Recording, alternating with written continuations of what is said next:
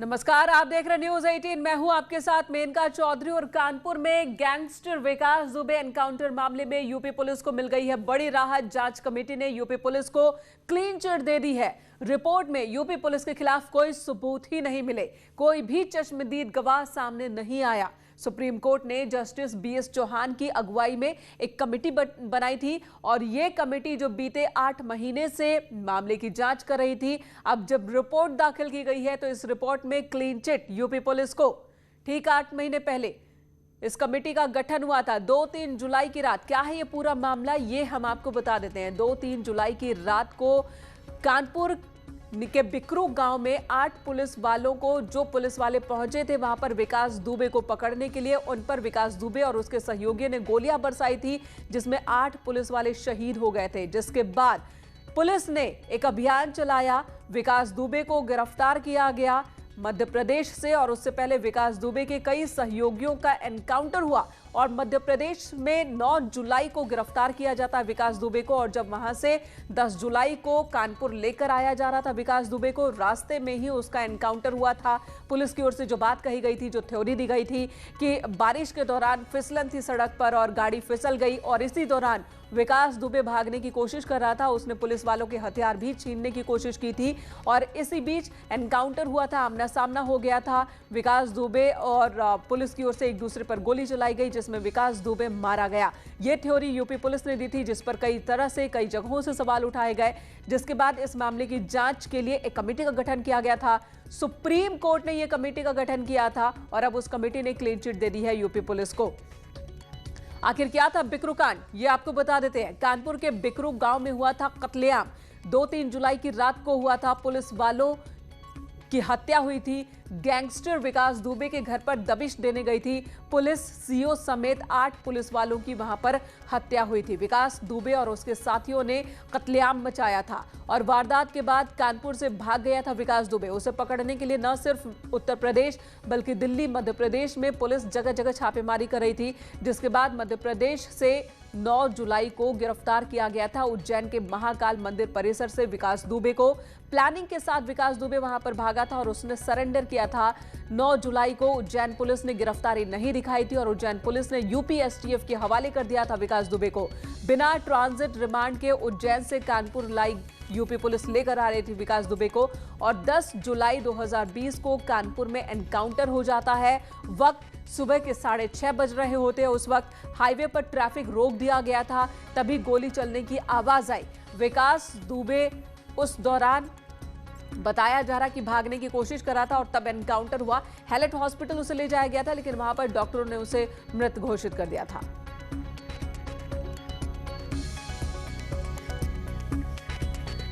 इस वक्त सुशील पांडे दिल्ली से हमारे सहयोगी जुड़ गए हैं। अमित गंजू हमारे साथ कानपुर से मौजूद है। अमित, आपने बहुत ही करीब से विकास दुबे को बनता देखा, उसका एनकाउंटर भी आपने देखा था। उस वक्त भी मौके पर आप मौजूद थे, एनकाउंटर के थोड़ी देर बाद ही वहां पहुंचे हुए थे। और अब जो पुलिस की टीम है उसको मिल गई है क्लीन चिट। देखिए मेनका जी, मैं आपको बताना चाहूँगा, एक दुखद घटना थी ये, जिसने पूरे देश को झंझोट के रख दिया।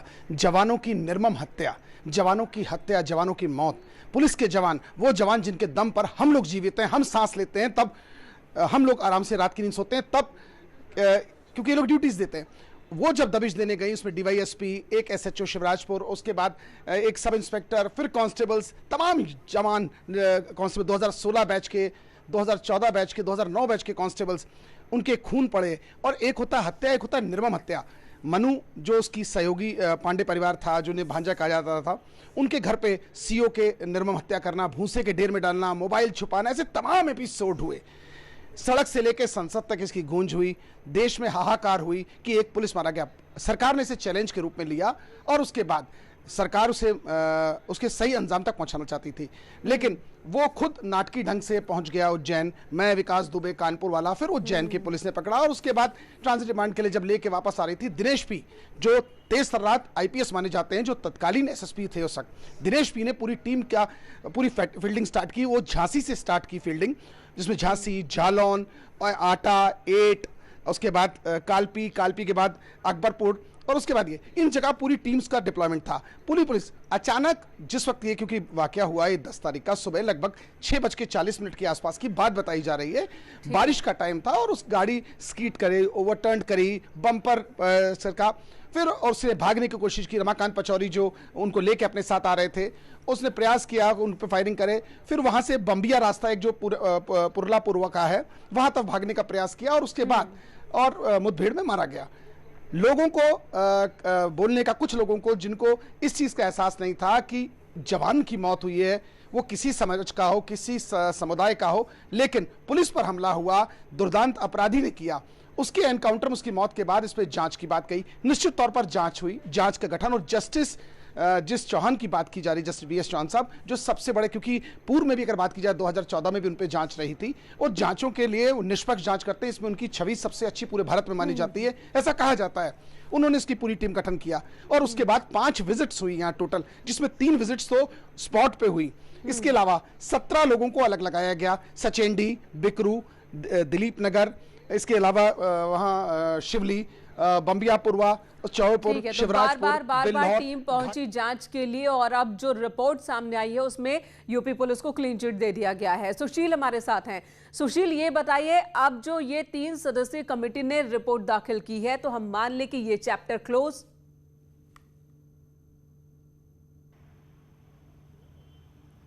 जी बिल्कुल, देखिए साफ तौर से जिस तरह 8 महीने की जांच की गई जस्टिस BS चौहान के द्वारा, और BS चौहान ने हर उस पहलू की जांच की जिसमें बार बार ये सवाल उठाए जा रहे थे कि विकास दुबे का जो एनकाउंटर किया गया वो पुलिस के मिली भगत के द्वारा किया गया और पूरा जो एनकाउंटर है वो एक फर्जी एनकाउंटर था।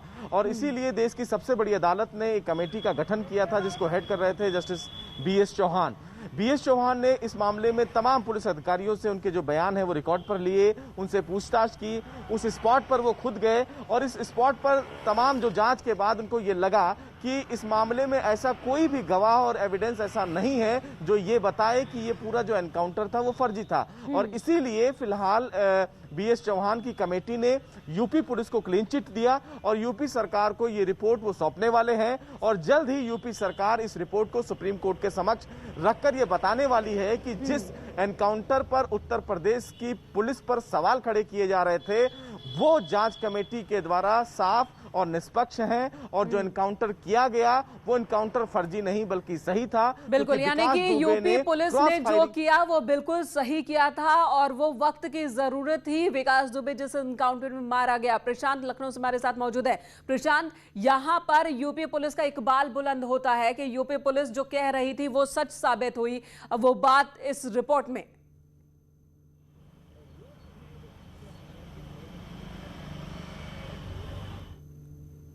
विकास दुबे का जो एनकाउंटर था जिसको लेकर के तमाम बातें आ रही थी सामने, उसके बाद में जो ये कमेटी बनाई गई, जो उत्तर प्रदेश सरकार के द्वारा ये कमेटी, जिसमें BS चौहान साहब की अध्यक्षता में ये कमेटी बनाई गई, जिसमें KL गुप्ता जो पूर्व DG थे वो थे और हाईकोर्ट के रिटायर्ड जज सचिकांत अग्रवाल थे। ऐसे में इस कमेटी ने जब इस पे स्पॉट के साथ साथ इसके टेक्निकल मुआयने और साथ ही साथ अन्य बिंदुओं पर गौर फरमाया तो इस बात को देखा गया कि जहां पर एनकाउंटर हुआ था 10 जुलाई को, जहां पर विकास दुबे ने सुबह के समय में वहां से पिस्टल लेके भागने का प्रयास किया, जहां पे पुलिस ने ये बताया कि मवेशियों का एक झुंड आ रहा था और उसको बचाने में गाड़ी पलट गई और विकास दुबे वहां से पिस्टल लेकर के भागने का प्रयास किया और जवाबी कार्रवाई में जहां उसने पुलिस के ऊपर फायर झोंका और उसकी जवाबी कार्रवाई में विकास दुबे ढेर हो गया। ऐसे में इस कमेटी ने जब यहाँ पर अपनी रिपोर्ट अब ये सौंपने वाली है, इसको लेकर के जो तमाम अटकलें थी वो भी साफ हो गई हैं।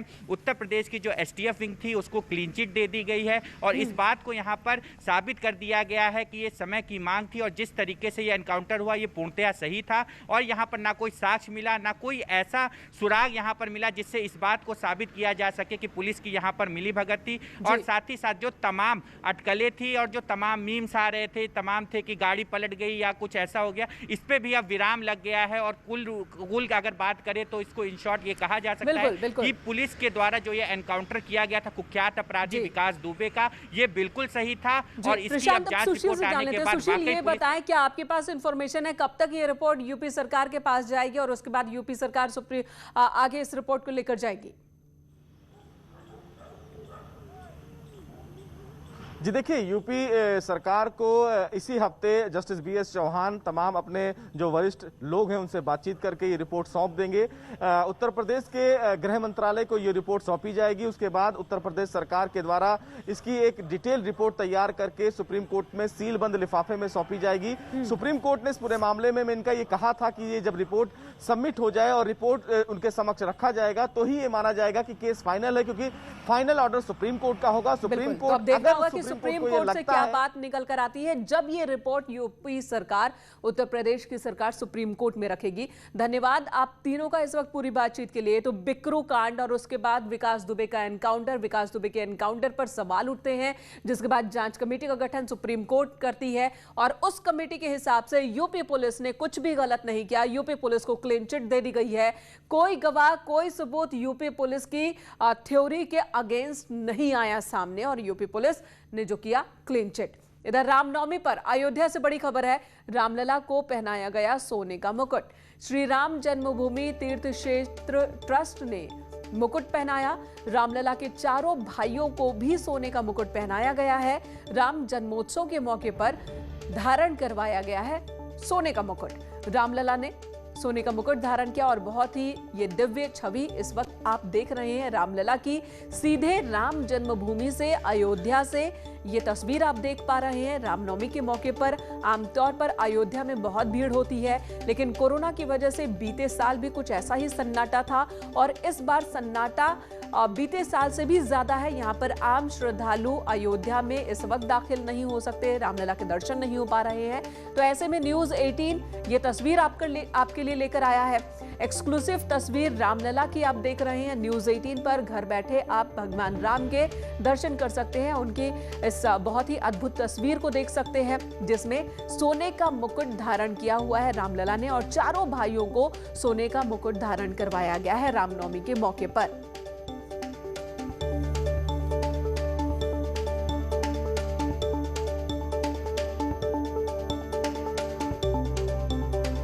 आपको बता दें अयोध्या में राम जन्मभूमि जो स्थल है वहां पर भगवान राम की जो ये प्रतिमा है, मूर्ति है, तो इनका ख्याल ठीक वैसे ही रखा जाता है जैसे किसी बच्चे का रखा जाता है। और आज के दिन रामनवमी के मौके पर खास श्रृंगार। निमिष गोस्वामी हमारे सहयोगी अयोध्या से हमारे साथ जुड़ चुके हैं।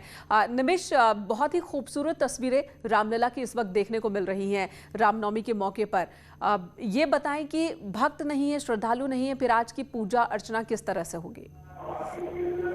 जी आपको बता दें कि जिस तरीके की तैयारियां हैं या ये कहा जाए कि राम जन्मोत्सव अयोध्या के हर घर में मनाया जाता है, क्योंकि अयोध्या में जितने भी मंदिर हैं भगवान राम की नगरी है, तो इस वजह से हर घर हर जगहों पर मंदिर है और हर जगह पर जन्मोत्सव मनाया जाता है। ये बात अलग है कि इस बार कोरोना काल की वजह से श्रद्धालु नहीं आ सकते। इस लिहाज से श्रद्धालुओं के लिए, आम जो बाहरी श्रद्धालु उनके लिए अयोध्या के सभी मंदिरों के पट बंद है, लेकिन बावजूद उसके जो रीति रिवाज है, जो प्राचीन मान्यताएं हैं भगवान के जन्मोत्सव को लेकर, उस जन्मोत्सव की तैयारियां उसी अनुरूप चल रही हैं, भव्यता के साथ शांतिपूर्वक जो गाइडलाइन है कोरोना का उसका पालन करते हुए मंदिर प्रशासन भगवान राम का जन्मोत्सव मना रहे हैं। चाहे वो कनकभवन की बात करें, हनुमानगढ़ी की बात करें या फिर राम जन्मभूमि की। आप अभी देखा होगा आपने राम जन्मभूमि में अभी एक्सक्लूसिव तस्वीरें चल रही थी न्यूज 18 पर। भगवान रामलला के चारों भाइयों को सोने के, स्वर्ण के जो है मुकुट भेंट किए गए हैं। साथ ही जो तैयारियां हैं मंदिरों की, वहां पर खोटस तरीके से भगवान को सुबह से ही स्नान श्रृंगार आदि का चला रहा है, भगवान का अभिषेक किया जा रहा है। और अब भगवान के जन्मोत्सव की तैयारियां तेज हैं। 12 बजे ठीक भगवान राम प्रकट होंगे और उसके बाद अयोध्या के सभी मठ मंदिरों में, यही कहे संपूर्ण अयोध्या में एक बार देवता अवतरित होते हैं, उस समय ऐसा माहौल बनेगा कि मंदिरों। निमिष धन्यवाद। इस वक्त सबसे ज्यादा ये खूबसूरत कोविड-19 महामारी ने परस्पर निर्भरता की भावना को मजबूत किया है, जिससे कि पूरा देश इस विपरीत परिस्थिति में एकजुट होकर मुकाबला कर सके। वैक्सीनेशन की शुरुआत हो चुकी है और ऐसे में जरूरत है कि हम सभी अपना सर्वश्रेष्ठ योगदान दें, जिससे हम एक साथ मिलकर इस वायरस को हराने की तरफ कदम बढ़ा सके। नेटवर्क 18 इस मुहिम में हर कदम आपके साथ है।